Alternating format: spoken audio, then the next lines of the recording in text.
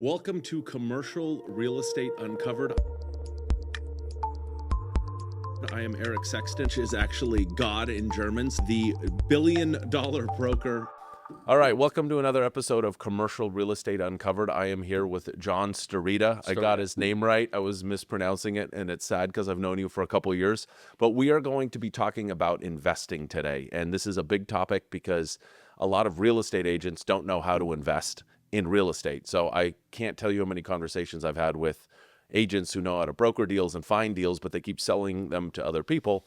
And I'm always like, why don't you try to buy it yourself and or get other people involved? And they just look like a deer in the headlights. And they honestly don't know how to invest. And I think it's really important to have these conversations because it adds a lot of tools to your toolbox as far as like your brokerage business, because you understand how the investment side works and you can speak to it intelligently. I've won business because of that, some of the things we're going to talk about. But let's real quick get into a couple seconds on your background on how you got into real estate and then how you got into the investment side. We're going to talk about some syndications. And I think you've done a good job. I've given you money, and every time I give you money, I get more back, which is I like that. Our whole goal in investing. If I give you money to invest and I get less back, it's not good, but you haven't done that yet. Well, we have one where on purpose we may give you less back But a that's reason. for tax purposes. Right. So we'll get into that, but We'll get in there. So you are a partner at NAI Capital in LA, and you were a broker, and now you're running GPS, which is the investment company. We'll get into that. But yeah, tell us just a quick resume on yourself, and then we'll get in. Okay. So thank you for that, by the way. And I said this before, but I'm impressed that you're doing this. And the reason I'm impressed that you're doing this is it's always easy to talk about things. It's hard to do a thing. Mm-hmm. So the fact that you've been doing it and kind of growing it consistently, I've been on the sidelines kind of impressed by it. So my background, Thank you. Yeah, I don't know how many people tell you that, but it's, so many people just have the thing in mind and they don't take that next step to put it into action. And really, it's just that easy. Well, I appreciate that. And my line is, I'm kind of a big deal. So I need to get enough about me. What do you think about me? Right? Yeah. So I went to Boston University, graduated with a degree in finance, straight A's, National Merit Scholar, and then got into commercial real estate, I think in 1998 or 1999 in Boston. And I was a corporate tenant rep broker. So I would never represent landlords. I only worked for large national or multinational corporations, and we would, I would work on a requirement and get like helicoptered into Dayton, Ohio, wearing my suit and thinking I was Galactic Real Estate, choppering in. It's funny to me now, but at the time I took it pretty seriously. And I learned a lot about sort of how the corporate world looked at real estate, right? And I started getting under the hood on what was important to them in terms of their metrics. And that has helped me over the years, right? But the big thing I try to figure out is what is important to the other person, not necessarily what's important to me. So I worked in Boston for a number of years, and then I moved to Los Angeles in 2009, just in time for the crash. My daughter was born in Los Angeles in 2009, and I was working for Lincoln Property Company at the time, and then shifted over to Colliers. And in 2018, I went over to NAI Capital. And the reason I went over to NAI Capital in 2018 is because we had been doing some real estate deals, and NAI in general is a more entrepreneurial company. Mm-hmm. I mean, I love the folks at Colliers, but when you're at Colliers or one of the other large firms, CB, JLL, they actually don't want you to own real estate. Or if you do own real estate, you got to ask their permission. And NAI Capital, to me, was different because they not only want you to, they don't care about you owning real estate, they're pushing you to own real estate. They think you should own real estate. And so I'll give you an example of why that matters. I bought into my first syndication in 2002. I brought a deal to a client, and I said, hey, this building's 90% vacant, but I know of some requirements. Sorry to interrupt. Before you get into your first syndication deal, can you give a quick summary of what a syndication is? Okay, great question. So if people don't know what it is. No, you're right. Because we're going to use a lot of this for agents who have never invested. So I want to hear about your first syndication, but just a quick summary on what syndication no, absolutely. Is. So anytime you syndicate something, all you're doing is, so normally you think of buying real estate, I go and buy a property, right? If I bring other people together so that we can pool our money together to buy something that individually we couldn't do, you've syndicated the deal. It's really that simple. So people hear syndication and they think it's complicated. All a syndication means is you've pooled a few people together to buy something that individually you couldn't buy. Got it. So you're pooling your money to a group of people buying. That's it. Perfect. So when you're a syndicator, you're the guy or girl that pools the other people together. That's it. It's that simple. It's easy. People make it sound a lot more complicated. It sounds so complicated. It is not that complicated. So I appreciate you giving a summary on that. But yeah, let's hear about your first syndication because there's some lessons to be learned from first time doing stuff. Yeah, so I found this building and I bring it to a guy, a gentleman by the name of Hal Garnick, who was a syndicator in Boston. Great guy, wonderful guy, actually. And I said, hey, look, this building's like 90% empty. I know of some requirements in the market. I bet you by the time we're done with due diligence, I could have it 70 or 80% leased, right? I could have it pre-leased before you even close. So he said, well, I'm going to bring you into the ownership. Let me show you how I do syndications. So he actually gave me a piece of the manager profit, and he showed me how to do it. We were successful. We bought the property. By the time we closed, we were 93% occupied. So you were just brokering the deal, and the principal wanted you to be a partner with him. Yeah, we'd done some work together. He was a wonderful guy, kind of a mentor type guy. And he said, I appreciate you bringing this to me. I want you to bring more to me. We'll get into that in a second, right? You want to motivate people who are helpful. He wanted me to bring more deals to him. So he gave me a little bit of the upside, and it really motivated me on brokering out the building. And yeah, we killed it. I mean, we probably doubled or tripled the value between when we went into escrow and when we actually closed. And Can't ask for a better deal there. it was pretty good. Yeah, that was pretty good. But I'll tell you why this is relevant. I would then go, and Boston is a relatively small market. All of the good brokerage teams know each other, and most of the people that are very involved in real estate know who all the brokerage teams are. So I would go into a pitch for business, right? And they were going to have 4 or 5 groups pitch. And they said, well, why should we hire you? And I think they were expecting me to bad talk the other brokers, which I'm not going to do. That's, and especially since I liked a lot of the guys. I wouldn't say I universally liked them all, but I certainly liked them enough. And I was never into talking bad. And I said, well, I think it's not about hiring the other guys. I think what you need to do is ask one more question in your pitch, in this presentation. And the client or prospective client would say, what's the question? How much real estate do you own? I said, well, why is that important? I said, well, when you own real estate, which I do, right, you are aware of what the bank wants, how you're going to fund the tenant improvements, what your default risk is. All of these things now become etched in your mind because you're actively involved in it with your own real estate. I said, there's also a little more to it. A real estate broker who, obviously in the first year, you don't have that much money, right? But over the years, a real estate broker who doesn't own real estate is a little bit like a stockbroker coming in and saying, hey, I want you to buy stock. And you say, well, how much stock do you own? And you're like, well, I'm not going to buy that stuff with my money. I'll spend your money, but I'm not going to spend my money in it. So owning real estate, I think, communicates to the world that you are comfortable enough in your knowledge on the subject that you're going to invest your own money. And that was a light switch that went off in my mind. And then the next piece that I saw is I've seen brokers in their 70s that are trying to make money because they need to make money. And I like real estate because it gives me passive income in retirement. I may work in my 70s, but I don't want it to be a necessity. I want it to be a choice. Yeah. So that's a long, convoluted answer, but I kind of think it puts a couple of important factors in there. The first one is, if you're in a thing, you learn a thing, right? 100%. So I've had brokers that are friends of mine that have invested in our deals and get involved.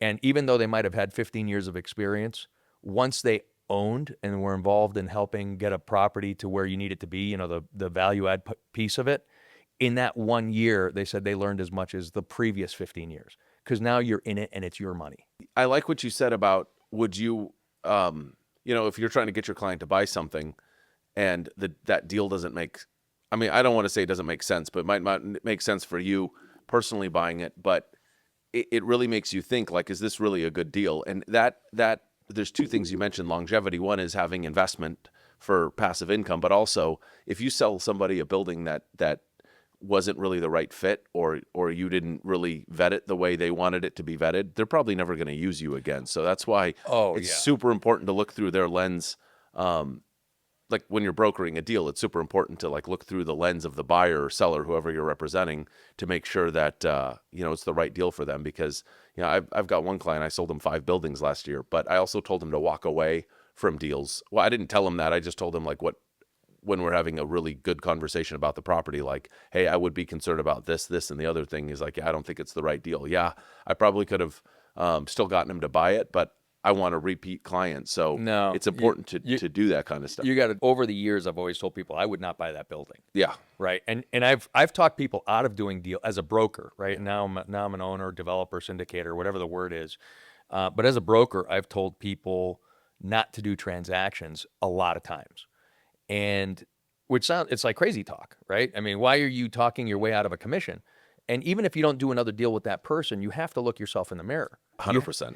And I find that it's easier to do my job if I actually believe what I'm working on. So I did what you're doing early on. I will not represent somebody in a transaction that I actually think is bad for them. It goes even one step further with that, because if I have that relationship with a client and I sell them a building and it's vacant or it needs leasing done or maybe leases are rolling, you're still going to be involved in that deal. And if you sell them a building and the leasing projections were wrong, they're still going to be mad at you and never work with you again. So that's why repeat business. And it goes the same thing with like syndications. You can put deals together and they might look good on the surface, but you might just have a gut feeling like, hey, this isn't the right deal for us. And you have to listen, to that kind of stuff. I do want to pivot a little bit on a conversation I had with a newer agent yesterday, and I wanted to ask you your opinion. So I got actually an instant message from a broker in Omaha, Nebraska. Okay. And he was telling me that he's a newer broker. He's been in the business for a couple of years. He asked me some questions. I said, hey, I'm not going to do this over Instagram message. Let's set up a Zoom call. And we had like an hour conversation on strategizing as a broker to build your business. He had a really specific goal, and we walked through a couple highlights. And he was just like, I didn't think of a lot of these ideas. But I want to talk to you about if you are a newer agent or you're an agent. You mentioned 15 years. So if you're an agent, you've never invested in a deal, and they want to be an owner, but they don't have the money just to go buy a building themselves. On the strategy, you and I have talked about this. Get involved with somebody who syndicates deals, and you can invest in that deal that you find them. So your company is GPS. Let's say I'm a new agent, and I come to you and say, hey, what are you guys looking for? So if I find it, walk me through. If I find the deal, how I get paid as a broker and how I can put money in the deal. Are there minimums in the deal? Like, just explain to me if the pros of that kind of thing, and just some information on doing something like that. So some deals, a junior broker may not be able, like some of the ones that we're doing, we register it with the SEC, and you've got this, accredited investor piece. So if someone doesn't qualify as an accredited investor, they can't necessarily go into those things, but there's other things you can do. What qualifies somebody as an accredited investor? So there's a list of things. The easy one is net worth of over $1 million, not including your house, right? Mm-hmm. The second one is making, I think it's over $200,000 a year for the last 3 years, or being married and making might be $300,000. There's a whole checklist of them. And then there's one or two that aren't financial. And the one or two that are not financial that are most critical is just being an expert in the field. So if you're a real estate broker making money in real estate, arguably you're an accredited investor because you understand real estate. And then it's really up to the syndicator. Or at least we hope they do. You'd like to think. And so then it's up to the syndicator on whether they want to take that chance. Because let's say you're in a deal and it goes wrong. I like to say it goes tapioca, right? So let's say you're in a deal and it goes tapioca. Some people understand that you can lose money, and other people get really emotionally upset about it. And so now you could potentially be in a lawsuit. And so this person would say, hey, I never should have invested. I'm a babe in the woods, and you took advantage of me. Knock on wood, we haven't lost money on a deal yet. We had 2 that basically broke even, and we got out of them. But so if you're a junior broker, you want to do exactly what you're talking about.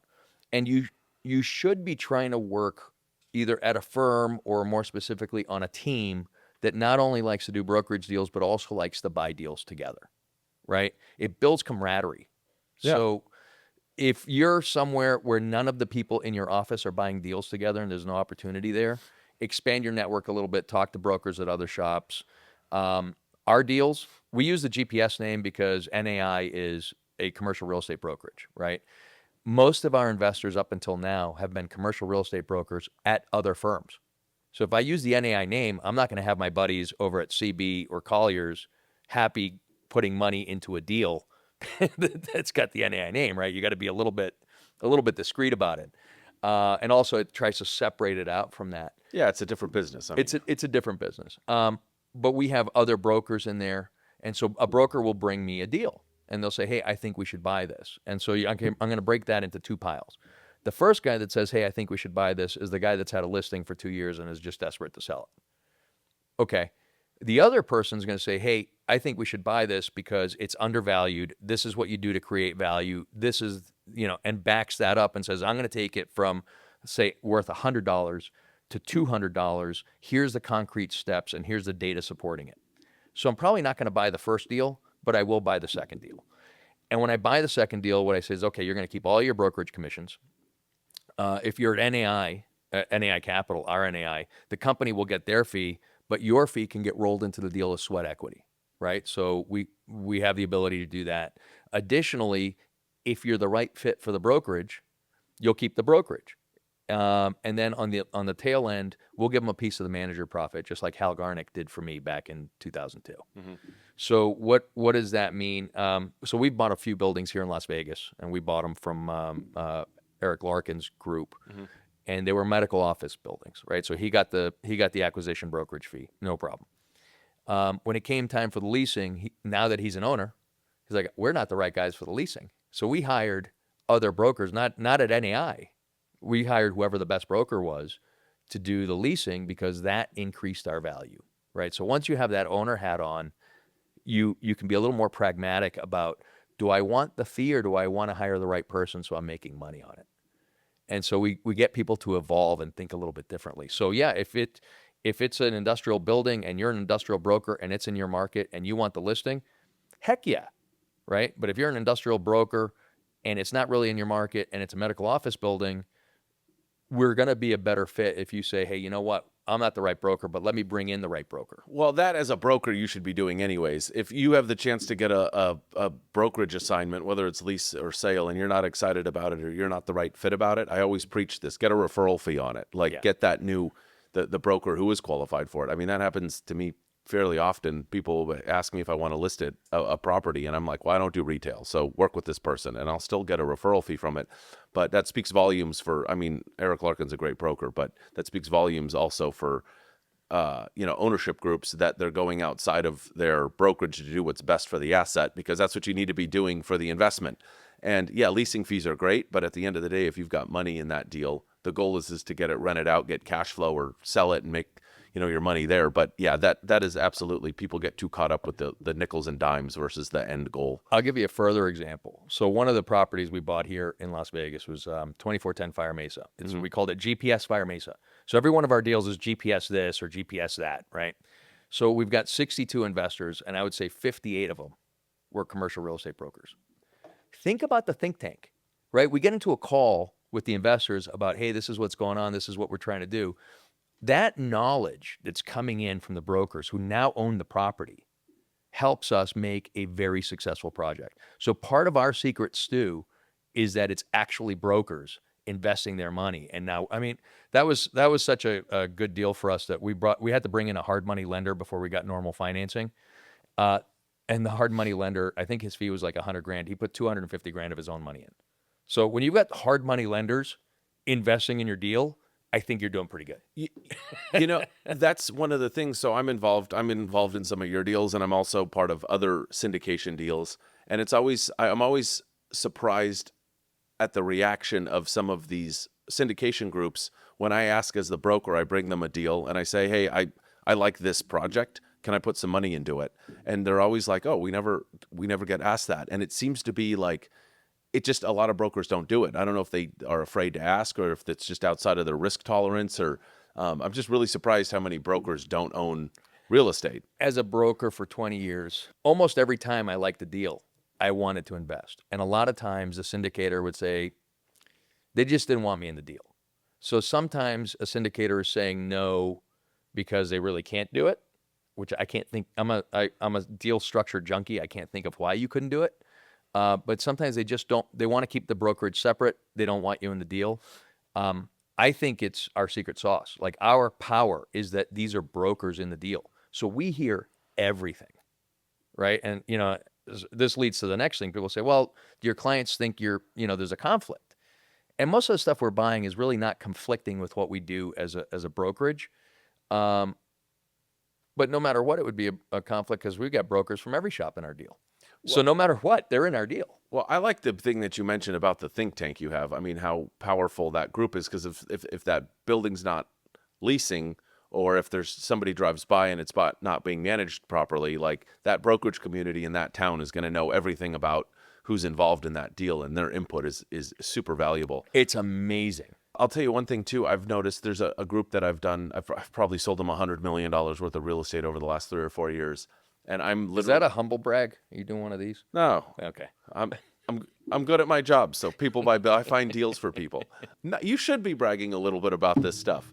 It's hard to get to that point. I like to throw those numbers out there sometimes. It's hard to do. No, it's for realsies. You're not selling parking spaces. And you're dealing with really sophisticated people. Well, most of the time. That's better. You're dealing with really sophisticated buyers, and they know the numbers too, because they have to go raise money from partners, and they know you need to give them lease comps, sales comps. If you run through the existing CAM reconciliation and you disagree with something, you need to maybe go get different landscaping bids. And just the smallest thing, like even getting the CAM down, could make or break a deal. So yeah, I am proud of those numbers because you should be. I have I'm to just go giving through you a little grief. And then I would be surprised if you didn't. But no, there's one company that I've invested quite a bit of money with outside of state. So I'm licensed in California, but 90% of my business is in Las Vegas, and I've invested in deals with these syndicators in Arizona and in California as well.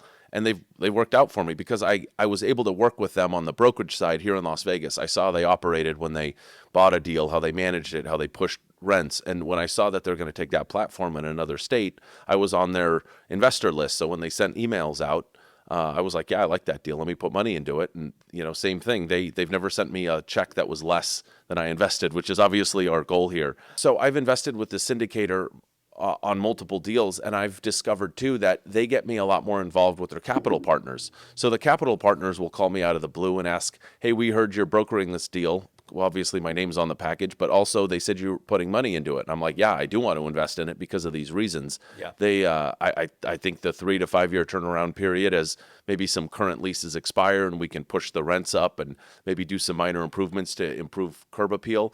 The capital partners also really surprised if the broker's willing to put money in the deal. They really believe in it. And, obviously as a broker, you get paid on the sale. You're going to keep the leasing. And then hopefully the goal is that you also sell it. But if you really believe in that product and you have the means to do it, and that partner lets you put your money into it, because it helps the deal on every step. Because if the capital partner sees the brokers putting money into the deal, that means everybody believes in it. And it usually builds a much more solid team because, as you said, people have skin in the game in those situations. Yeah, you want people to be involved. And I think that's smart that they're advertising that. I mean, the fact that we're all brokers it diminishes it for us a little bit because they're assuming the brokers are putting the money in the deal, because we're brokers.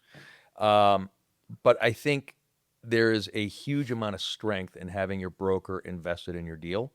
And as I said, some people, for whatever reason, some investment groups that I've run into over the years were just against it, wouldn't let the broker invest. I think it's a huge positive because if you have that positive experience, if you see something where you're like, hey, I think this is an opportunity, you're going to take it to the syndication or investment group that's going to let you throw your money into the deal. Like, you believe in the deal, you can make money, you want that opportunity. So we have all kinds of off-market deals thrown at us because if we put it together, we're absolutely bringing that broker in with us. Yeah, right? It becomes a deal lead source. If there's an off-market deal, why wouldn't you take it to the group that's going to let you invest in it? Right, especially if you're not protected.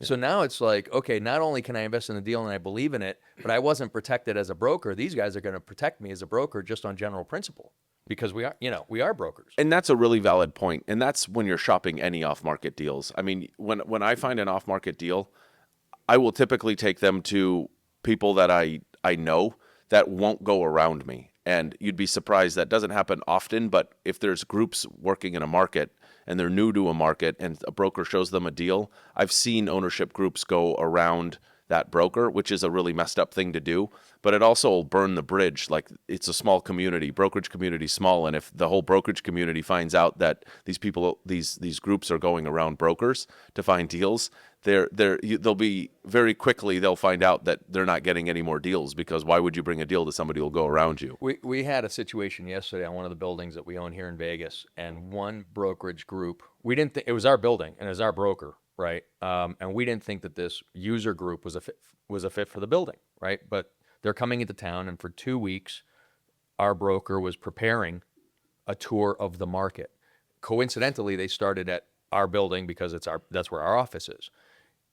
After the entire tour of the entire market, the user decided that they wanted to buy that space, but decided to bring another broker in to represent them. And I just said, hey, and I called the other broker who I'd never met before. I said, look, it's nothing personal. That you got to find another building. I'm not going to get in a situation where I watch a broker do all the work, right, and then somebody else comes in.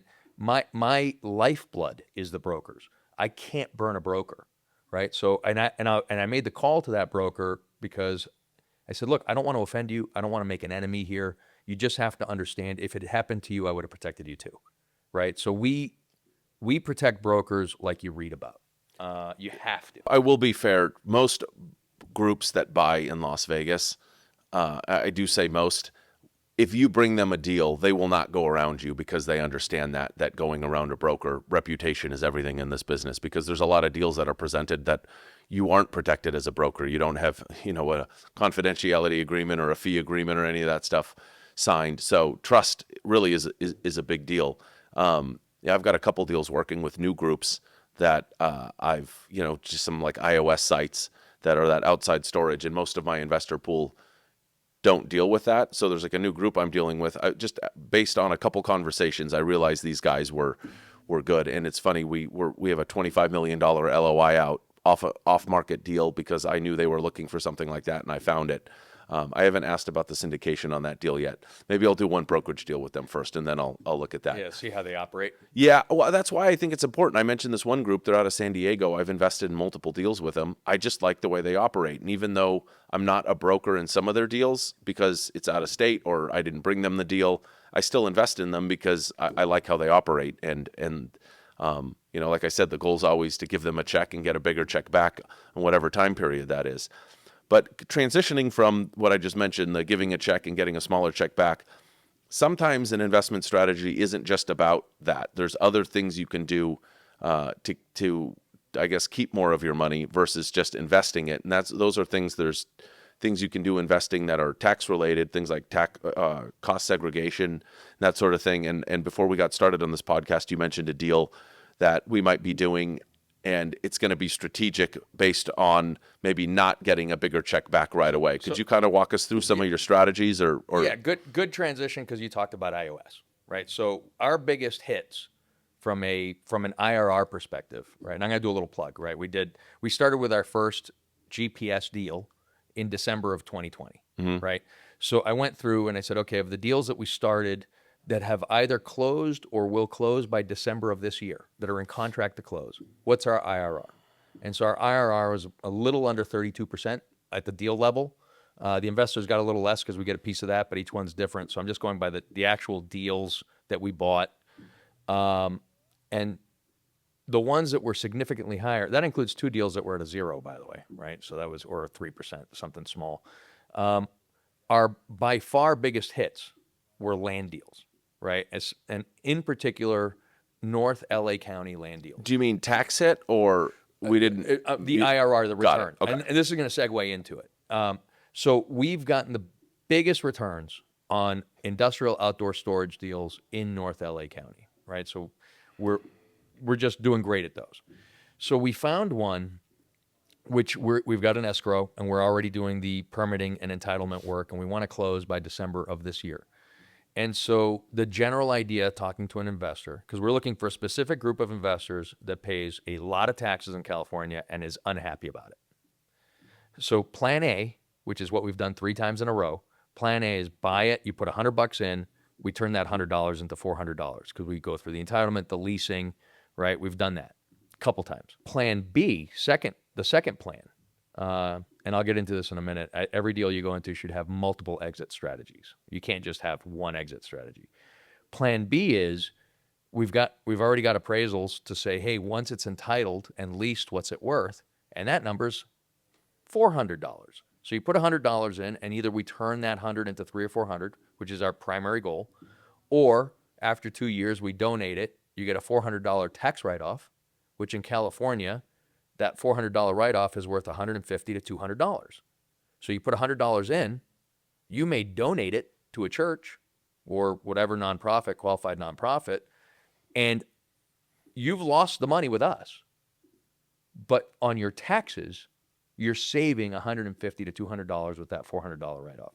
So that is the type of transaction. And by the way, we're talking the actual number is a $400 million write-off, right? So there's rules to it. So for a $400 million write-off, you got to write that off against maybe $1.3 billion in income. So we're going for a different set of investors. We've got some fairly large accounting firms that are kind of in a bake-off for the business because they're going to do all the work and the opinion letters. We're going to have law firm opinion letters. It's big numbers. And frankly, they have the clients that need these gigantic write-offs. So that deal, if you give me $100, I want to give you $400 back. But if I don't give you $400, I'm going to give you zero because we're donating the land and you're going to get savings on your taxes, right? That's our backup strategy, which is a pretty neat backup strategy. It's hard to find a property that you can buy at a price low enough that strategy makes sense. And we had a huge milestone 2 weeks ago. We found out that our permits are as of right. So we're absolutely getting the entitlements. Wow. So I was super excited about that. And I raised my first $6 million 2 days ago on it. My management group's putting $10 million in. So really the first $10 million's us. You always have to lead the way. And then we got our first investor and anyway, so that's a deal where, yeah, I want to give you the money back. But if I don't, you're going to be happy too. Well, it's funny that you mentioned that. It popped up on my Instagram the other day, that real famous debate between Donald Trump and Hillary Clinton where she was hitting Donald Trump on not paying any taxes, and he responds with, well, hey, you've been in Washington for years and years and years, change the tax code. Your friends do the same thing. So when you talk about, wealthy people mitigating their tax liability, it's through things like that. And it's funny that whole debate though was so funny because she made him seem like this villain, and he's like, hey, you're the lawmaker, change the law and I'll pay the taxes. It's pretty funny. Yeah. Everybody in this room's doing it. Why you highlighting me? But that's a different. Yeah. That's, we're not going to hit that. Yeah. That's a rabbit hole we don't want to go down right now. But I'll give you a simpler example, right? So from the tax point of view, and I'm not going to bore everybody with what a DST is. It's a Delaware statutory trust. Basically, it's a way to buy a piece of a property instead of the whole property. So right here in Las Vegas, we've got a medical office that's leased for the next 7.5 years, and the lease is below market, right? So they're paying like $1.63 or $1.65. Market's $2.75. How do I know? We just did 2 leases across the street, right, in buildings we own. So we turn that medical space into a condo, which means there's no land basis, right? A condo is 100% improvements, which means you can depreciate the entire thing. So, and I won't bore you with depreciation, but depreciation is essentially you don't pay cash for it. No, it's an important part of this. So But please, if it's you an want to expense. elaborate on a quick summary on depreciation, Okay, I'll give you a quick one. I'm going to use a $100 example, right? Because you can scale it up. make it easy. Make it easy. I buy a property for $100. It's a commercial property. Let's say that for easy math, right? Let's say the assessor's card says that it's $61 land and $39 building, right? So I can depreciate that $39. You can never depreciate land. The reason I chose those numbers is your depreciation schedule is 39 years. So normally I would take $1 a year, right? That 39 divided by 39 is 1. Every year I take a $1 write-off on my taxes for depreciation. And the concept is the IRS thinks the building's going to last 39 years. But if you break it down, if you get into the building, there's actually different systems. Like you could have, and there are people who do this, cost segregation experts. They'll come in and say, hey, this carpet, that's a 5-year item, right? That cabinet is a 7-year item. All of these things that are, I think it's under 15 years, you can actually depreciate to a certain extent in year 1. Last year, that number was 40% of that number. Trump's new bill The makes big, it beautiful 100%. bill. The big beautiful bill makes it 100%. So, But to do the cost segregation, you need to hire a third party person to come do the report for you. Only if you want to survive the audit. Correct. So Right. if you're wondering about the cost segregation thing, it is, again, a third party that you hire to come do these reports They for come in, and there's two types of reports. I'm going to make a little plug for this. Whoever you hire, there's two types of reports. One of them is a desktop. They literally just sit there with software, and it gives you an estimate. The other one's where they go through the building and look at it and actually do a survey of existing systems. The only one that will survive the audit is the one where they show up and look at the building. So instead of spending $1,000, you might spend $5,000. Spend the $5,000. 100 million percent. Do not be cheap on things like that. It will cost you 10, 20 times more. The only thing worse than seeing the IRS, or in California, the Franchise Tax Board, is losing to the IRS or the Franchise Tax Board. So you get the nice report there, and that's what we got this medical condo, and because it's a condo, there's no land, so the whole thing's depreciable, right? So you put $100 in, the full $100 depreciable, based on our cost seg study, which we're updating. If you gave me $100, the real number is 40 to 70, but I picked 50 as an estimate. You're going to write off $50 year one. So you're going to have a non-cash expense of $50. So California brokers max out at a 50% tax rate. So you put $100 in, you write off 50. That means on your taxes, you're saving $25. Plus you're making your 6% rate of return that goes up every year because the lease goes up, right? So year one, it's 25 plus 6. You're making 31%. 6% is me giving you cash. The other 25% is you not giving cash to the taxing authorities, right? Kind of a nice thing. We use the DST structure, which, not to bore you too much with it, it lets you 1031 in and 1031 out with a piece. So people aren't really going to 1031 into this because it's really a tax depreciation deal. When you sell that, you have to, all that depreciation you took, you got to pay it back at ordinary income rates. So you don't want to do that. What you want to do is be able to 1031 into something else, right? I'll give you an example. My real estate partner, Ken Ward, we were in a DST together. He sold his DST shares as a 1031. He then went and bought a condo in Park City on the slopes. So apparently it's at the base of the slopes. Good for him, right? It was not a huge sale, under $500,000, right? He added some money to it. And he now has a condo at the base of a slope in Park City, Utah, which he can Airbnb 10 or 11 months out of the year, and he can use it legally for the other month. Yeah. So when you do one of these tax transactions, you have to be thinking ahead. How do I get out of this thing? And if we did it as an LLC, the only way for us to 1031 is everybody to 1031 together. And I know you like me, right? But at some point, you want to get away from me. You want the ability, maybe Doses. We'll take you in doses. take me in doses. So if you do it as a DST and you leave it that way, because we didn't need to do it that way, right? But we set it up as a DST specifically so that if you ever want to leave, somebody can buy you out in the meantime. There's always somebody that needs a 1031. You go 1031 somewhere else and you don't pay the taxes.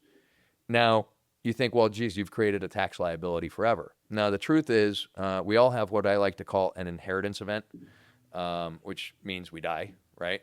When you die... Thanks for bringing in this cheerful topic. I'm closer to taxes and death. I'm closer to it than you are, pal. Anyway, so statistics... I'm going to live to be 150.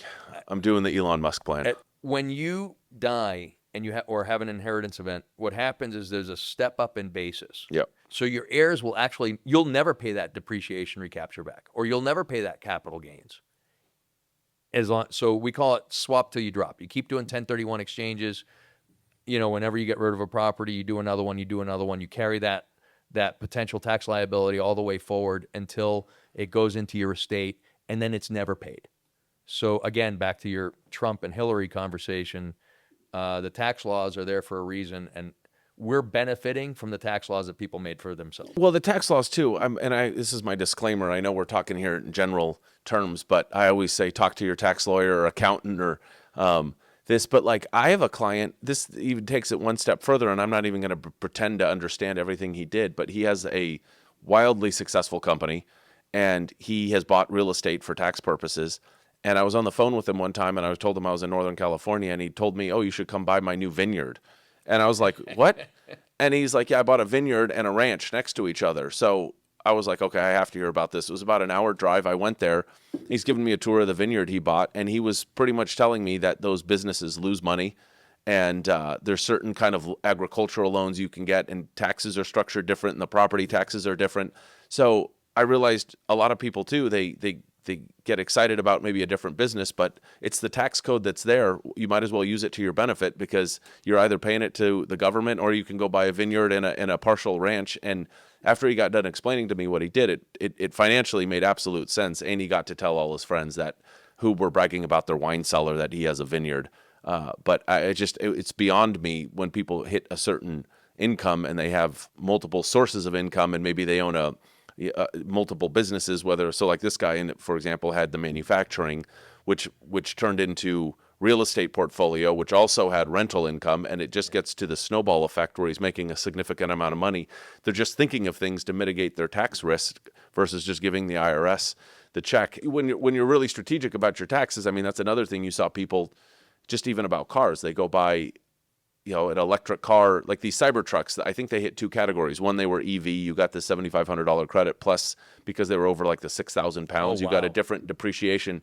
So don't quote me on that a lot, but that's why people see brokers running around and they're like, why is this guy driving a Ford Raptor or a G-Wagon or something? It's because they needed some help on their taxes, and they're cool cars. So most of the stuff we do, we actually have an eye on the taxes. We had a hotel in Santa Barbara that we bought a couple of years ago, and we just wrapped up all of the permitting and entitlement process, and we've repackaged it as a DST, right? So we're selling it to people looking for 1031 exchanges. And the beauty of that piece of it is, if you have $35,000 left over from your 1031, you can buy that piece of the hotel, right? So we like it because we also get a secondary benefit, right? We've got the DST, you get a 6% return, life is good, but we've created something kind of neat. You got a hotel 2 blocks from the beach. People can stay there and say, hey, I'm one of the owners, right? And we've got a secondary return, and to keep the numbers round, if you put $100,000 in, 2% is $2,000 a year. We're going to give you a $2,000 a year credit towards rooms. So you're getting your 6% plus another 2% in the form of, I get to go stay in a hotel that I own, right? So we thought that was kind of nifty, because I like to be in Santa Barbara. And Santa Barbara's the best. Yeah, 2 blocks from the beach, right? And Las Vegas, Southwest, I think, has 3 flights a day out there. It's super easy to get to Santa Barbara. So, oddly enough, one of the first properties we bought for doing these DSTs is a property that people can actually stay at, touch things, right? Normally you do a 1031 into something and you really can't even go on the property because somebody else has it leased. So let me put this in a real world example. So let's just make up a situation. We'll use this guy in Omaha as an example. So he's been an agent for a couple of years. He started to make a little bit of money, and he's starting to identify properties, and he wants to be partners in one. Okay. And let's say GPS, which is your company, is one of those groups.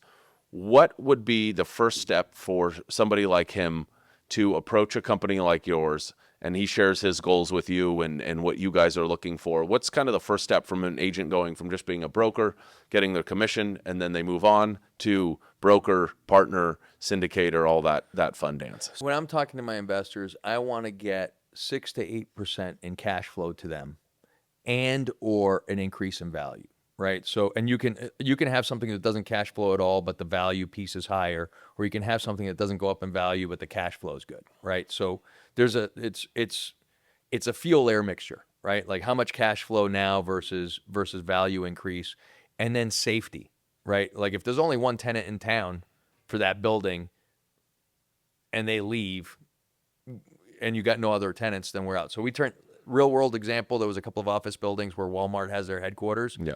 And we're like, that's literally the only tenant in town, right? They said, yeah. I said, okay, we're done. We're out. Because if Walmart ever relocates their headquarters, that whole area is done, right? I don't think they will, but so if a broker is coming to me to buy something, they need to show me how I can get to either 8% cash flow or an upside. And typically, you give me money. My goal is, if you give me $100, within 5 years, I want to give you back $300. That's what I'm trying. That's my metric. The very simple metric is, how do I go from $100 to $300? But remember, there's debt, right? So let's say I buy a property for $200, right? I put $100 of debt on it. I'm very conservative. I don't like to go over 50% debt. So all it's got to do is go to $400, and I've done that math, right? So I don't have to go from a $200 property to a $600 property. I got to go $200, $100 of its equity, And then if I get to 400, I am able to give you back that. You gave me 100, I'm giving you back 300. That's the basic number I'm looking for. So if a broker is bringing us a deal, they have to explain how I'm going to do either the cash flow piece in a very stable way. So now I'm attracting investors that aren't looking to build wealth necessarily quickly. They're looking for stable income. There's always a place for stable income. Or they got to show me how to get to the other one, or some mixture of the two.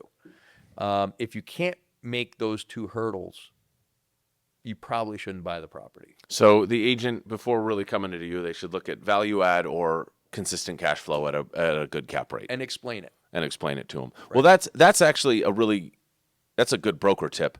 I can't tell you how often I see a thread of emails where a broker sent one of my clients a deal, and that client will forward it to me, and it's just literally will say, hey, you should buy this or take a look at this. Like, as the broker, you should be painting the picture of, this is why I like this property. You know, the tenant, whether it's the rents are undervalued or there's a stadium going up or being built right down the street. Like, as a broker, give your client a reason to buy that building. And by the way, it helps you think about it more critically, right? So remember in the beginning, I said there's two types of deals that I get presented with. The one is the guy just wants to earn a fee and doesn't care if the thing makes sense, right? Probably not. I'm not going to buy that. And the second one is they're saying, hey, I want part of the deal because I think you can make money by doing this, this, and this. Here's the backup. Here's the proof. By the way, when I then go raise money, I need to verbalize that and show it to my investors. Like, hey, I've looked at this. I've vetted it. This is how we're going to make money specifically. I mean, you've seen my emails. Yeah. Like, this is what we're trying to do. You write very detailed emails. I over communicate. If you've given me your money, right, I'm up at 3 a.m. thinking about it. Like, I'm trying to get away from that. That's why I like the idea of a tax deal where it's like, you just give it away. You know, we're not going to do that. We're going to lease it. I even have the tenant in mind, but as a backup, I take it very seriously, as I think most of these successful syndicators do. If you're putting your money into me, you're trusting me. Yeah, you like the real estate, but at the end of the day, you're trusting me that I'm not going to go out and buy a Bentley. I'm not going to, have a midlife crisis and like end up, at the casinos or whatever. Nothing against the casinos. You're trusting the person, right? So when somebody gives me the money, I feel the need to not just communicate, but almost over communicate. So I send these updates, and I try to do them every 6 to 8 weeks. Sometimes it'll go 12 weeks, but it's literally everything. We've got this amount of money in the bank. This is the leasing activity. These are, this is what we've got in escrow. Like, all of these different pieces, right? And by the way, we had a big chunk of cash sitting here. I didn't like getting 4% on it, so I put it here to get us 9 or 10% in the meantime, and here's why I think it's safe, and then we get it back. So I'm trying to maximize every little piece of return incrementally for the investors, while giving up some return because I won't go over 50% leverage. In fact, most of my deals are 30% leverage. I think you would rather make less money than lose money. 100%. Right? I've been approached with some deals that are relatively risky, and some of them have rewarded the risk, but and some of them have not gone well, and I get it. I mean, more risk, more reward a lot of the times, but it's really hard to make money. And I like to be super conservative when I invest money. Usually, the only person who can take the property from you is the bank. Yeah. So if you borrow less and have big reserves, right, you're going to make less money, right? Yeah. You got to pay an IRR on those reserves. Most of these deals, it's my friends, right? So if I go broke on a deal, I have no money and no friends. Like, that's nowhere to live. That's not fun, right? I mean, no, you're 100% right. So the downside is there's some stress involved being a syndicator. I'm trying to figure out how to dial that stress piece down, because over the last 5 years, we've grown a lot, and we've done, I think, 19 or 20 deals. And that's a lot. That's a lot of deals. That's a lot. Considering the very first deal here in Vegas, I moved here on a Sunday. I come into the office Monday morning, and I meet everybody. I think that's when I met you, right? And I just happened to say, hey, man, are there any buildings like you wish you could buy, you just don't have the money? And he named one. And it was like $2.7 million, right? It wasn't a lot of money. It was a lot at the time. And I was that was a weird time in the market. I said, we'll buy it. He goes, do you have the money? I was like, no, not at all. 14 days later, we had the money. We bought the building, right? And I'm not going to mention who the seller is, but it was a seller that would give you a purchase and sale agreement on a Monday, and you had to close by Friday. So it was a little stressful, but we got it done, and we were pretty good at it. You've mentioned this a couple times, just IRR. Could you explain what that is? IRR is internal rate of return. Now, there is a bad assumption with that IRR formula. And the formula is, let's say you give me $100, and then for 3 years, I give you $6 a year, right? And then I give you $150 back. Well, what's my return?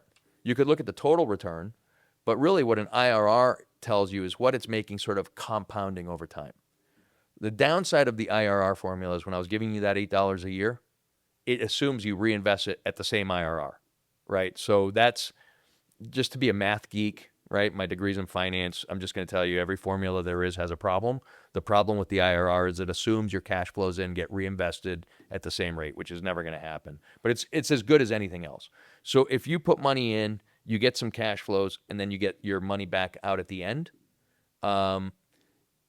One acceptable way of saying how you did on that deal is this internal rate of return calculation. And there's all sorts of stuff online that'll do it for you. I use Excel because we put all of the deals at once, kind of together side by side. And, the first deal that we had was a deal we put $27 million into in December of 2020. And then we had all of these other deals. We're just selling out of that one in December, but we had others that had their whole lifespan, for like 5 months in between, right? So an IRR is all of the deals put together over that period of time. If it had been one fund, what would that return have been? And this segues into something else. Most of the initial deals we did were just one building, one LLC, one group of investors. And you have to do that to build a track record, right? So we built a track record doing that. I'm shifting over to a fund model because if you had all of those deals together, if one of the deals goes wrong, like we had two that made nothing, right? Well, you're also in the other deals. So yeah, those two deals made nothing, but overall you made a little under 32%. You're pretty happy, right? So the idea of doing a fund is to diversify your risk into several properties. And so we've gone to the fund model for that reason. Oh, diversification is always a good thing. Do you guys ever do anything with hard money loans, whether it's lending hard money or you put your own money with somebody who does a hard money loan? Yes. Yes, period, end of story. Yes, across, and I'm also a borrower on hard money loans. One of the things I'm trying to start is an income fund, the GPS mortgage income fund. We have the ability to lend at 60 to 65% loan to value, and with hard money loans, you're only looking at the asset. Mm-hmm. So a normal loan, like I buy a house, yeah, they care about the house, they have the appraisal, they put that in the file, but really it's based on my income and my credit score, right? A hard money loan doesn't look at the borrower, doesn't look at the borrower's ability to pay. It looks 100% at the property, right? And so it's a higher interest rate, right? Because if you've got a great credit score and you're making, $50 million a year or something, people are going to lend you money at 6%. So a hard money loan might be 11 or 12%. Yep. Right?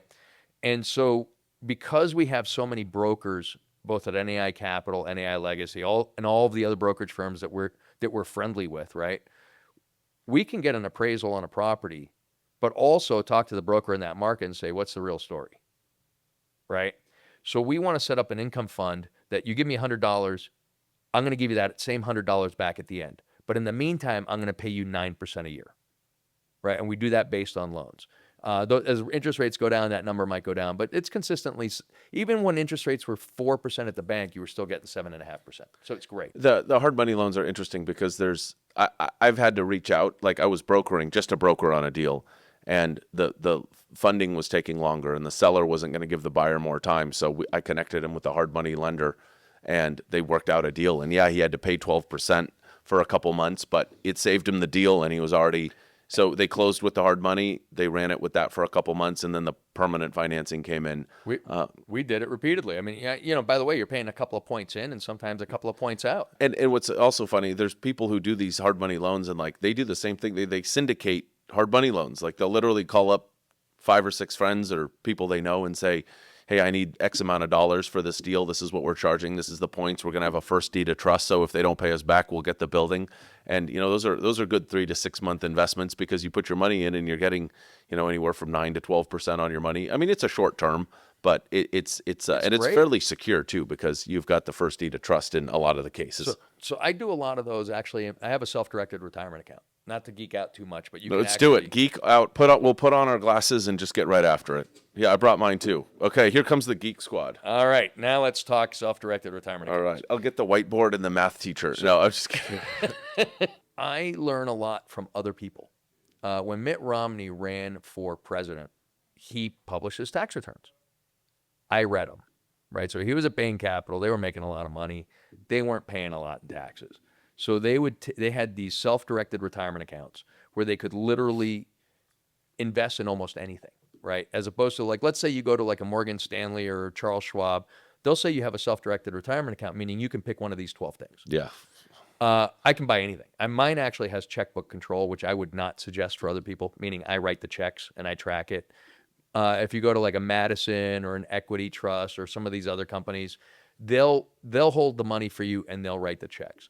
But what I love about a self-directed retirement account is I'm investing my retirement money and I'm not paying taxes as I go.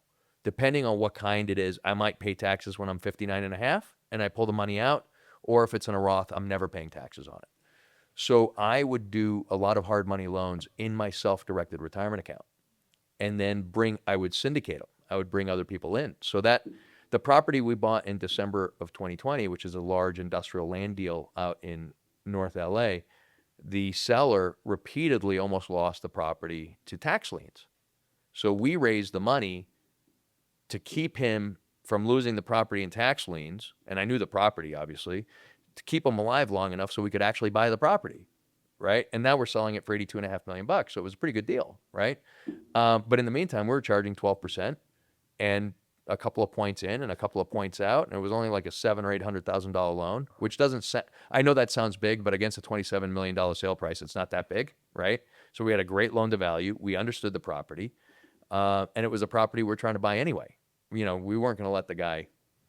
I don't want to do loan to own. So the people who lend in order to take the property, that's actually not me. I agree with that. I'm not into that.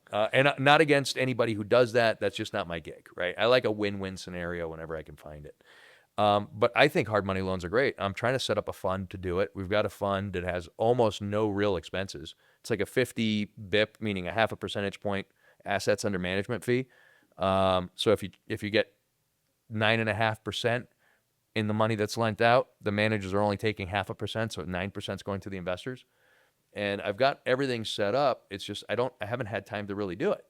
Like I'm pulled in a lot of different directions. Yeah, there's only so much daylight. And I'm kind of hoping somebody else will pick up that flag and run with it. There's a couple of people I've talked to. I mean, you can do it. If you want to do it, I'll give you all the pieces. I'm getting job offers left and right. No. No, but it takes time to do it. And Oh, yeah, you've got of to be course. conscientious, and you've got to be somebody that's trustworthy, and you've got to be somebody who's smart enough to. I mean, I'll tell you why that broker opinion matters. Just another quick example. We were looking with another group to do a hard money loan on a property in Ventura, California. Okay, and the appraisal said it was worth $5 million. And I called the local broker. He goes, "Yeah, it's worth $5 million, but it's going to take you 5 years to get there." Like, what do you mean? And he walked me through all of the reasons why it would take 5 years to get there, and he was right. But because we found that out, we said we're out.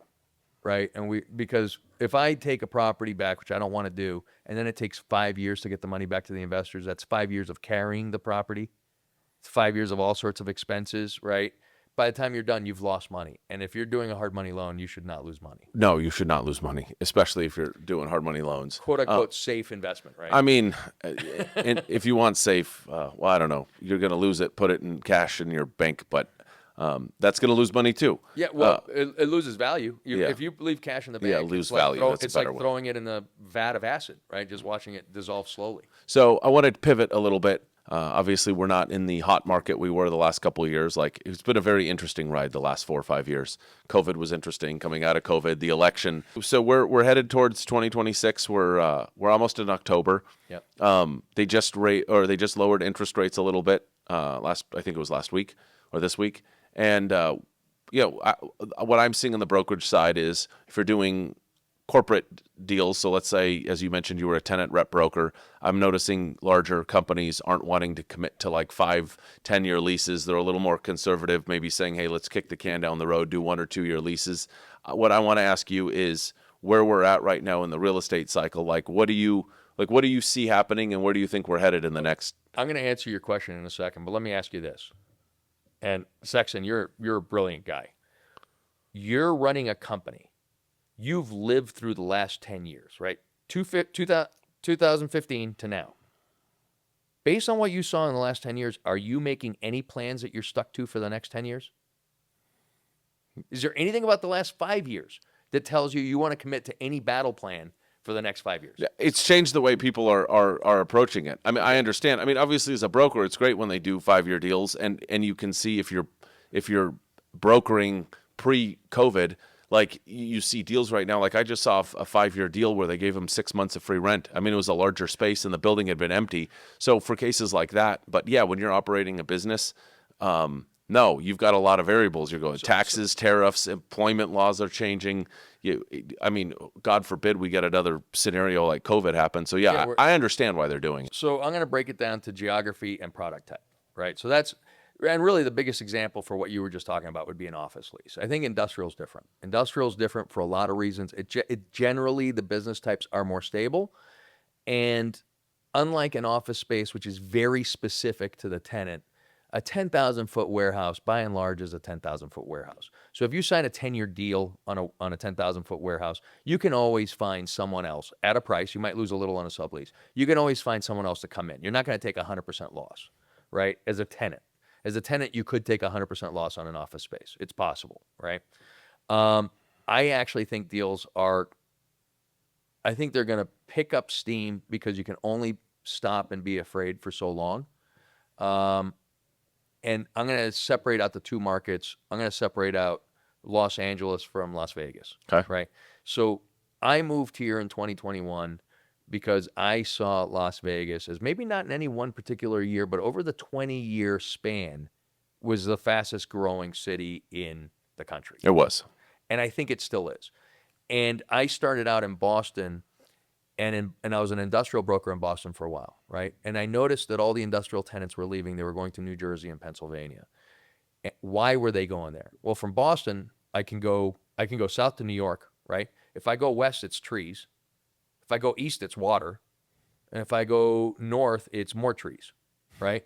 From Pennsylvania, you could hit Boston, New York, New Jersey, the Carolinas, maybe all the way to Georgia same day. So you get these super regional consolidations for distribution centers, right? LA is expensive. Everything about LA is expensive. The ports are expensive, right? We are in a drive range from the ports. Right? Yeah. And we have trains from the ports. So Las Vegas, from LA, you can barely hit California in the same day, and you can maybe hit Vegas. I mean, you got traffic and everything else. But also, if you go west, it's the water, right? Where are you going to go? You got great population density, but where are you going to go? From Las Vegas, same day, you can hit LA, you can hit Orange County, San Diego, you can get, some other northern parts of Central California. Maybe you can hit San Francisco same day, I don't know, maybe not. But you can certainly hit Utah, you can hit Arizona, right? So this is a great site for a super regional distribution center. Additionally, the internet connectivity here is unbelievable. And I believe that was done by Enron. But the reason you have companies like Switch here and thriving is because you've got all of this fiber for the country that kind of meets here, right? And you've got a great business environment, right? There's no taxes in this state. So I could see why, even though I'm still paying taxes in California and will for the unfortunate foreseeable future, but it is what it is. So I see Las Vegas as a very bright spot. And if you've got a long enough horizon, I don't see how you would lose money. Right? Even if you're buying an office building. Now, if I was going to buy an office building in Las Vegas, I would want to bring my tenants in. My syndication structure, I'm going to try to bring in office users, entrepreneurial business users as my investors. So if my investors are also my tenants, they're less likely to disappear or pull a midnight run. They're going to work with me if they got to get out of the building. Let's go to Los Angeles. I think LA, especially North LA, which is really... it's really the movie industry, and the movie industry's got some serious problems, not because of the strikes and the taxes and everything else. It's because up until a year and a half ago, CGI, like you saw the Marvel movies, they had the green screen. Okay, well, that was somebody working with the CGI. About a year and a half ago, AI started running the CGI. So now it's not just doing the background, it's doing the foreground too. And if you look at AI-generated CGI movies from a year and a half ago, you're like, there's something wrong with this, right? You see the ones from the last couple of months, they're good, right? And so not only do you have AI running CGI, You have AI improving itself running CGI. So I think Hollywood, which is really Burbank and San Fernando Valley, I think they're going to have a shock to the system on office and industrial space. But if you go back far enough, in the 90s, all of those studio guys were actually on the studio lots, right? In the 90s, that was all defense contractors. And then midnight or up until the 90s. Then you had small, high-value manufacturing from the 90s until NAFTA kind of took all those guys away, right? And then the studios started leaving the studios. So you had the prop guys and the, whatever, right? Something else will come in, and my guess is it's going to be, and I could be wrong, but my guess is it's going to be high-value, small batch prototype manufacturing and similar types of brain business. Because California is a wonderful place to live. It is. It's got the beach. It's got Mammoth, Big Bear. Malibu, right? I mean, So you're always going to have the smartest people in the world, not just the United States. You're going to have the smartest people in the world trying to figure out how to live there and make money. So I would never bet against California or Los Angeles long term. And some of my biggest bets are there right now. I just think the next 2 or 3 years is going to be awful. A little bit of rocky. Well, we were both at the same conference last week, and I couldn't believe there was I won't mention his name, but there was a guy talking about multifamily where he had an apartment building. It wasn't a huge apartment building, but the tenants banded together and hired a lawyer. They didn't pay rent for 6 months. Then it took him 2 months to get him out, and he had to write him a check to get out. So the residential eviction laws are very, very different in Nevada and California. So I'm going to give you another prediction. All right. First of all, I would not own I was saying this in 2010, right? Why are you owning residential multifamily in LA at a 4 cap or a 3.5 cap for the privilege of toilet phone calls when you could own something like a warehouse building giving you 6%, right? So you're literally making 50% more for no toilet phone calls. Well, the argument is always people need a place to live. You don't necessarily need a warehouse. I'm going to circle back to that. Okay. You're right. Then you had a government telling people they didn't have to pay rent. Right. So I am bullish on multifamily. I'm just not bullish on multifamily in LA. Mm-hmm. Right. Or in any jurisdiction where a government's going to say you don't have to pay rent. Like that's a problem. Like that's a moral failure. I don't want to invest in areas where moral failures are encouraged. Right. It doesn't bode well for the future. Right. So I do think long term, I'm shifting out of certain types of office. Again, I'll buy office if I can get tenants to be my investors. I like medical office, although long-term, I think AI could lower the total occupancy of medical office, which would still have the same effect. But you're always going to need a place to live, and hotels are always going to be great, right? Especially when they're near the water. So we have our little hotel in Santa Barbara, and we're in the works to buy another 100 rooms very close by. So we're going to end up with over 100 rooms in Santa Barbara, 2 blocks from the beach, two blocks from the pier, 2 blocks from the marina. Great spot. Close enough to the wine rooms that you can get there, but not so close that you hear people staggering home when you're trying to sleep at 3 a.m, right?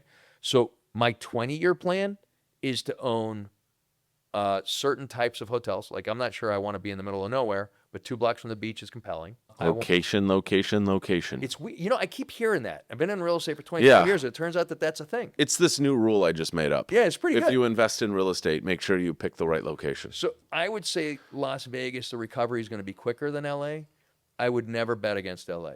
It's just too nice to be there. You were there last week. Yeah, it's nice. Every time I'm there, there's pros and cons, but there's obviously Beverly Hills is a lot different than other neighborhoods. But they've got a great young professional groups. There's obviously the entertainment business is there. The beach is there. You can go to Big Bear and go skiing. I always enjoy my time in LA. So they're going to figure it out, right? I don't know what that looks like, but they're going to figure it out. I mean, if you look at California, people talk about Silicon Valley.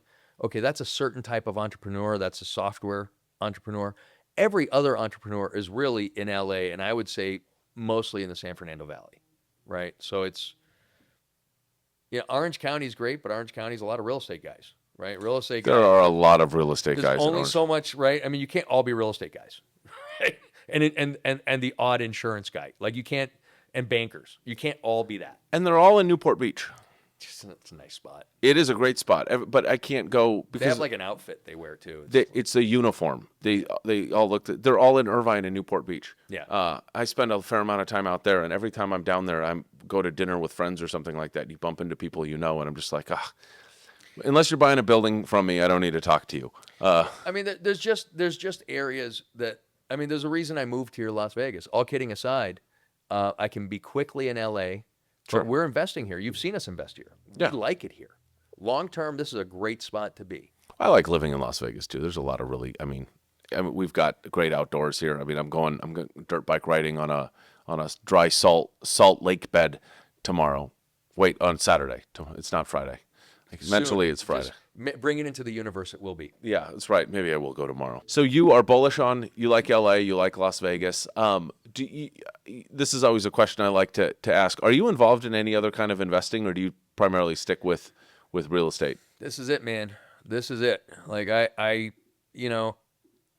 understand the concept of the stock market. I graduated at a weird time, right? Degree in finance. And every year I would track the stock market from when I graduated, right? And so in 2005, I had this chart, and you can pull it up, like stock market performance 95 to 2005. The total return for that 10-year period was like 5%. Not 5% a year. It was if you put $100 in 1995, and then you pulled it out in 2005, it was $105. And you might have lost money in between. So I just made this decision that I'm going to invest in things I can control. Yeah, and understand. Yeah. So I have, if the investments we're working on make money or don't, there is some factor of luck, but there's a large degree of control. And I certainly have more control over what's going to happen with the real estate that I select and that I buy than I'm going to have over what happens with my Coca-Cola stock. 100%. It's funny. I had people who know me. I'm a big Dave Ramsey fan, and he had a guy on the show who was talking about how he's worth like $200 million and all he invests in real estate, and he was telling the story about how his son-in-law was telling him he's investing his money poorly because he needs to diversify and everything. And Dave Ramsey's like, "You're worth $200 million. You're doing something fine." But no, my grandfather always said that, and I don't think it's a just specific to him, but invest in things you understand. Yeah. And if soon as you put money in something that I don't understand, I usually get burned. I call it gambling money. It's like going down and putting money on the roulette table. But every once in a while, somebody will be like, "Oh, this crypto is going to go 1,000x and whatever." You put $1,000 in it or something, and it goes to negative. You lose your money on it. But some of those things are just fun to play in. But yeah, I'm the same way. I just like to stick to what I know, and especially if it's a deal you're involved in, like you have real estate professionals that are keeping it leased and managed properly. So I'm on the same page. Or with that. we have groupthink. Right. I mean, there's also the danger of that, but we try to avoid that. Yeah. I always need Tylenol after groupthink. Yeah, it's Just kidding. Oh, boy. What? I'm just saying it's a weird week to bring up Tylenol. Oh, yeah, that's right. We're going to leave it. He's going to burn me with this one. You know what? I saw that. I try to keep my news in pockets, and this is one other question we're going to ask here, but the way I get my news, I'm on Twitter sometimes, mostly for entertainment purposes, but Twitter has this great feature where like there's certain people you can follow, and when they do, I call them the think tanks. They have like these live podcasts where they'll get like 10 or 20 people on, and they'll be investment guys or Wall Street guys or real estate people. I'll listen to those when I'm driving around sometimes if there's good speakers. But I literally get 2 newspapers over the weekend, and I read that. That's my news. I try to stay up to date. Local and nationally financed, but there's just so much noise out there that if you just try to keep track of absolutely everything, you're going to have a panic attack every morning. And and me saying that is my next follow-up. How do you stay up to date in the real estate market as far as the economy and the real estate market? But how do you keep track of all the news? I mean, are you on social media or certain news segments you like to watch? I'm lucky. And I'm lucky because if I went and listed all of our investors, it's probably 130 total, right? And some of them are in like 9 deals, some of them are in 1. Because of all those people, and they're all real estate folks, they all call me. And they'll say, "Hey, did you hear about this? Did you hear about that?" So I'm getting a lot of like in the trenches information. Yeah, on the ground info. And then from a macro level, so I have to figure out how to use Twitter. I'm going to admit I'm not on Twitter. I do watch a lot of YouTube videos.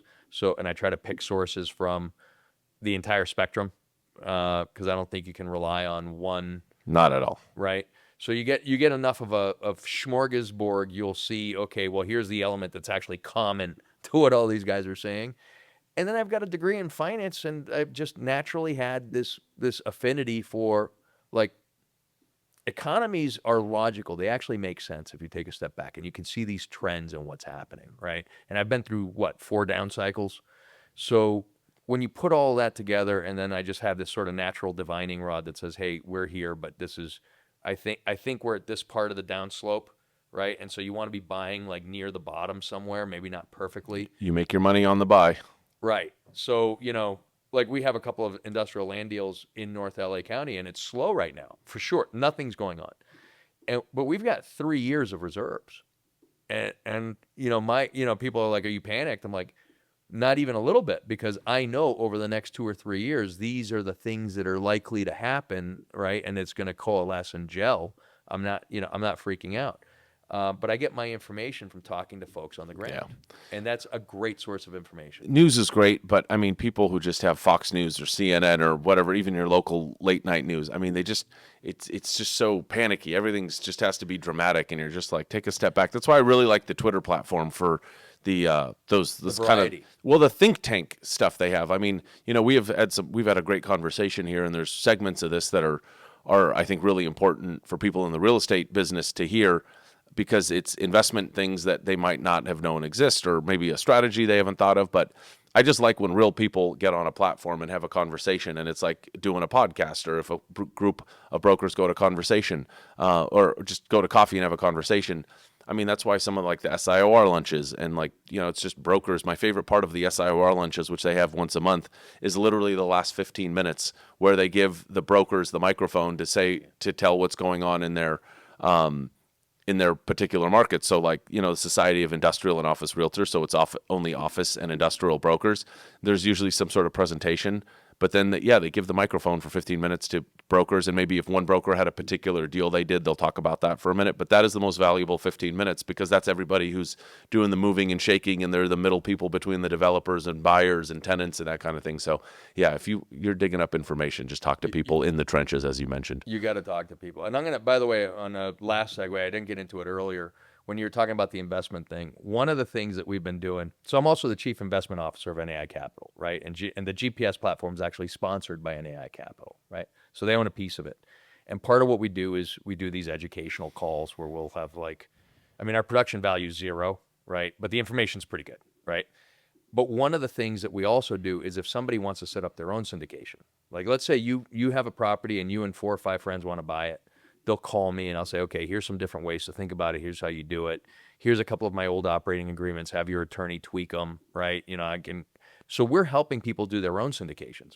So as you gave me that example of that junior broker, if he finds something he likes and he's got enough money to put a deposit on it and put it in escrow, there's nothing to stop him from getting a group of friends and or clients invested in a deal together, And so one of the side notes is if somebody out there is interested in doing their own syndication deal and they want some advice or pointers on it, I'm an open book. I'll give all the information in the world, right? I don't see it as somehow hurting me. We mentioned Newport Beach. I always joke a lot of the ownership groups are out of Southern California, Orange County. I call it country club money. You look at the list of partners on it; they're all old buddies that probably play golf together. So you can raise money literally by like golf courses or that kind of thing. They're just it's really not that hard. Finding the deal is the hard part. Once you find the deal, finding the money isn't that hard. For them, we're the opposite. I'm actually not great at doing that stuff. I can count over the course of 25 years in the business, I've gone to dinner with clients maybe 4 times. Like I'm just, believe it or not, like I'm great. I like talking to people, and then I'm just like a homebody, right? Yeah. Like so it's ironic that you say that, because for them, the easy thing's finding the money and the hard one's finding the deal. For us, the easy one's finding the deal because we're all brokers, right? The hard part's finding the money. And so we're working on that actively. That's well, I guess we need to talk about that more, because that's kind of it's my social circle. That's always what they say. They're like, we have the money, just find the deals. Join us. I would drink the Kool-Aid. No, be one of us. There's always room for another manager. Yeah, well, that's probably a conversation we should have. But All right, John, I appreciate you coming on. If somebody wants to get a hold of you to talk about a potential deal they found or any just questions, as you mentioned, what is the best way to get a hold of you, whether it's email or a website or your Snapchat account? Oh gosh, I'm so bad. Well, there's two ways to reach me. You could just call me and I'll give you no. Yeah, I mean the easy. I'll give my phone number. Yeah, absolutely. Go for it. So the easy thing is just call me 617-872-7171. The almost as easy way is to email me, and it's only harder because my email is long, but it's because it's John with a G, Starita, GSTARITA at NAIcapital.com. But all right, John, thank you so much for coming on. I think we're going to have to do this again sometime because I've got a handful of notes of things I want to keep talking about. So we'll deep on some stuff. We'll do a part 2 with some specific topics, and maybe we'll do like a 20-minute segment on like a specific thing. Okay. And go from there. So thanks for coming on. Thanks for taking the time. Thanks for having me on.